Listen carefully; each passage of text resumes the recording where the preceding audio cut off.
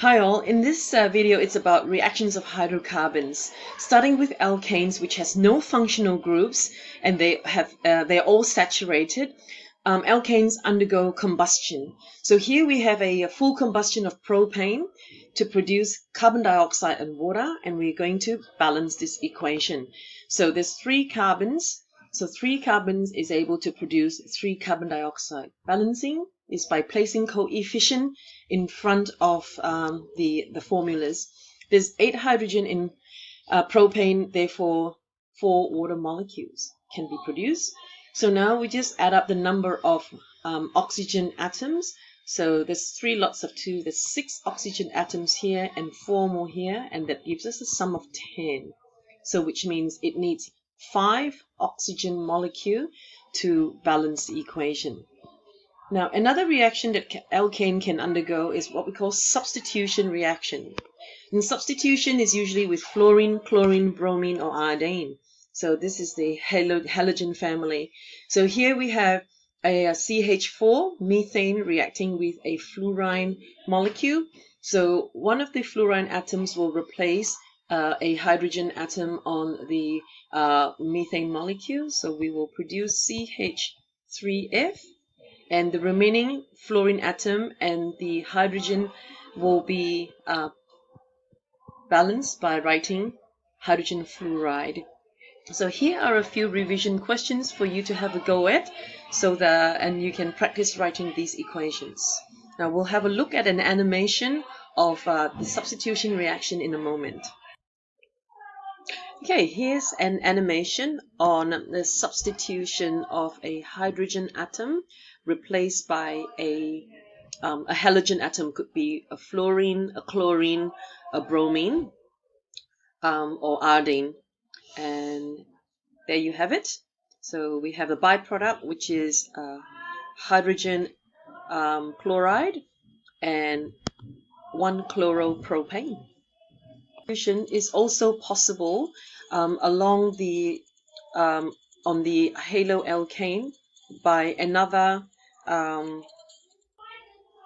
chloromethane can undergo a second substitution with yet another chlorine molecule.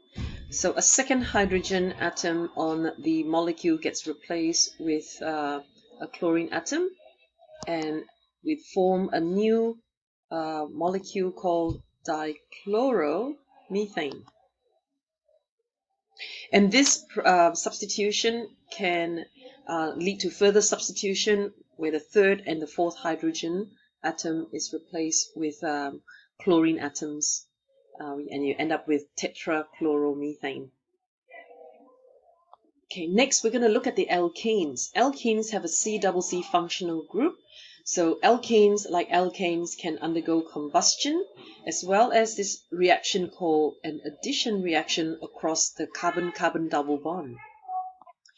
In an addition reaction, across the double bond, when a halogen molecule comes along, each chlorine atom, there's 2 of them, is added on to the carbon atom, and we end up with a dichloroethane in this case.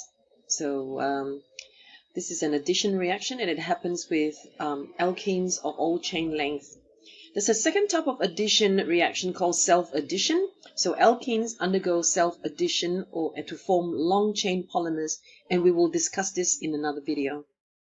Right, so here are some questions for you to do to complete these chemical equations for addition of bromine atoms across the double bond on ethene molecule, and the addition of a hydrogen and a chlorine atom across the double bond in this ethene molecule as well.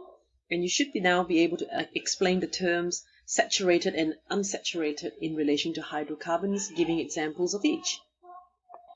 Okay, the highlighted questions, a range of questions that ask you about combustion reactions, writing balanced chemical equations between propane and oxygen. So that's a combustion equation, and the products are always carbon dioxide and water if it's a full combustion. In question 21, Why do you think alkenes are more reactive than alkanes? In terms of chemical bonding, explain.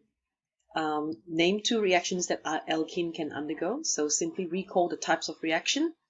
And writing and completing balanced combustion equations for these reactants, which is butane and oxygen, and this is hexane and oxygen, and be able to write another addition reaction equation between ethene and fluorine gas. Okay, the solutions to these questions will be in the OneNote, so have a go at them and then refer to your OneNote for answers. Good luck.